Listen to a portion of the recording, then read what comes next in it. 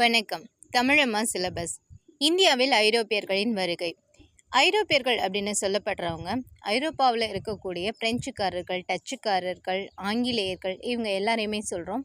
எல்லாத்துக்குமே ஒரு காரணம் இருக்கும். அதே மாதிரி ஐரோப்பியர்கள் இந்தியாவிற்கு வருவதற்கான காரணம் அப்படின்னு சொல்லி பார்த்தோம் அப்படின்னா, ஐரோப்பாவில் தொழிற்புரட்சி நடந்திருந்தது. அதனால நிறைய பொருட்களை உற்பத்தி செஞ்சாங்க. இப்போ உற்பத்தி செய்யும்போது அதுக்கு நுகர்வோர்கள் தேவைப்பட்டாங்க. இன்னொரு விஷயம், அவங்க கப்பல் மூலமாக ஒவ்வொரு பகுதியாக கண்டுபிடிச்சு அங்கே வாணிகம் செய்ய ஆரம்பிச்சிருந்தாங்க. அந்த மாதிரி தான் இந்தியாவுக்கும் ஐரோப்பியர்களினுடைய வருகை அப்படின்றது இருந்தது. முதல்ல நம்ம போர்த்துகீசியர்களினுடைய வருகையை பார்ப்போம். போர்த்துகீசியர்கள் அப்படின்னு சொல்லும்போது அவங்க போர்ச்சுகல் நாட்டை சேர்ந்தவர்களாக இருந்தாங்க. அதனுடைய தலைநகரம் லிஸ்பன். இப்படி இவங்க போர்த்துகீசியர்கள் கடற்பயணம் மேற்கொள்வதற்கு ஆதரவு கொடுத்தவர் அப்படின்றவர் யார் அப்படின்னா, அந்த நாட்டினுடைய இளவரசர் ஹென்றி. அவரை நேவிகேட்டர் அப்படின்னே சொல்லுவாங்க. ஏன்னா கடற்பயணத்துலேயும் புதிதாக நாடுகளை கண்டுபிடிக்கிறதுலையும் அவருக்கு ஆர்வம் ஜாஸ்தி. அதனால அவர் அந்த விஷயங்களுக்கு ஆதரவு கொடுத்தாரு. அப்படி வாஸ்கோட காமா வர்றாரு. கிபி 1498 வாஸ்கோட காமா இந்தியா வராரு. கள்ளிக்கோட்டைக்கு அவங்க வர்றது அப்படின்னு சொல்லுது கிபி 1501.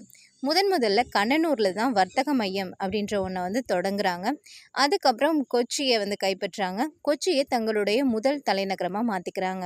சரி, என்னென்ன பொருட்களை இவங்க வாணிபம் செஞ்சாங்க அப்படின்னு சொன்னால், மிளகு, வாசனை பொருட்கள் இதையெல்லாம் வாணிபம் செஞ்சாங்க. இந்தியாவில் புகையிலை சாகுபடி அறிமுகப்படுத்தினவங்க அப்படின்றவங்க போர்த்துகீசியர்கள் தான். இந்தியாவினுடைய போர்ச்சுகீசிய ஆளுநர் யாராக இருந்தார் அப்படின்னா, பிரான்சிஸ்கோ டி அல்மெய்டா. 1505 இருந்தார். நீலநீர் கொள்கை அப்படின்னு சொல்லி ஒரு கொள்கையை உருவாக்கியிருந்தார். நீலம் அப்படின்றது கடலினுடைய வண்ணம். அதனால் கடல் சம்மந்தப்பட்ட விஷயங்களை குறிக்கக்கூடிய கொள்கை அப்படின்னு சொல்லும்போது நீலநீர் கொள்கை அப்படின்னு சொல்லி சொல்கிறாங்க. பீஜப்பூர், குஜராத் இந்த சுல்தான்களுக்கு இவங்க இந்த மாதிரி, அதாவது போர்த்துகீசியர்கள் ஆக்கிரமிப்பு செய்கிறதுல எந்த உடன்பாடும் இல்லை. அதனால துருக்கி, எகிப்து கூட இணைந்து இவங்களோட போரிட்டாங்க. போர்ச்சுகீசியர்களுக்கு எதிராக சவுல் அப்படின்றதுக்கு பக்கத்தில் ஒரு போர் நடந்தது. அதில் அல்மெய்டாவோட மகன் போரில் உயிரிழந்துட்டார். அதுக்கப்புறம் மறுபடியும் போர்ச்சுகீசிய கடற்படைக்கு இடையில டையூ அப்படின்ற இடத்துல போர் நடந்தது. அதில் போர்ச்சுகீசியர்கள் தான் ஜெயித்தாங்க. அவங்களுக்கு அப்புறம் வந்தவர் யார் அப்படின்னா, அல்ஃபான்சோ டி அல்புகர்க் அப்படின்றவர் வந்தார். அவர் என்ன பண்ணார்னா, பீஜப்பூர் சுல்தான் கிட்டே இருந்து கோவாவை கைப்பற்றி விட்டார். அதுக்கப்புறம் அல்ஃபான்சோ டி அல்புகர்க் ஒரு வேலை பண்ணார். அது என்ன அப்படின்னா, இந்திய பெண்களோட போர்ச்சுகீசியர்களோட திருமணங்களை அதிகப்படுத்தினார், அதை ஊக்குவிச்சார். அதே மாதிரி விஜயநகர பேரரசோட நட்புறவு அப்படின்றது இவருக்கு இருந்தது. இவங்க எந்தெந்த பகுதியிலலாம் சிறந்த ஆட்சி பகுதியாக மாற்றியிருந்தாங்க அப்படின்னா, கோவா, டாமன், டையூ, சால்செட், பசின், சால், பம்பாய், ஹூக்ளி இந்த இடங்கள் எல்லாத்தையுமே தன்னுடைய ஆட்சி பகுதியாக மாற்றியிருந்தாங்க. அதாவது வாணிப ஆட்சி பகுதியாக. வாணிபம் செய்வதற்காக வந்த போர்த்துகீசியர்கள் அதே மாதிரி தங்களுடைய மதத்தை பரப்பக்கூடிய முயற்சியிலையும் ஈடுபட்டாங்க. அதனால கிறிஸ்தவ மிஷின்களை உருவாக்குனாங்க. மதுரையில் வீரப்ப நாயரோட ஆட்சி காலத்தில் தான் பெர்னாண்டஸ் பாதிரியார் தலைமையில் ஜெசூட் அப்படின்ற பாதிரியார்கள் கிறிஸ்தவ மிஷின் ஒன்று தொடங்குறாங்க.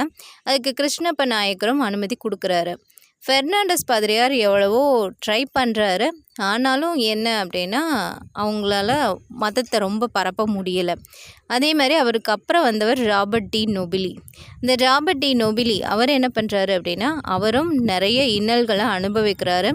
எப்படியாவது கிறிஸ்தவ மதத்தை பரப்பணும் அப்படின்ற முயற்சிகளை மேற்கொள்கிறாரு.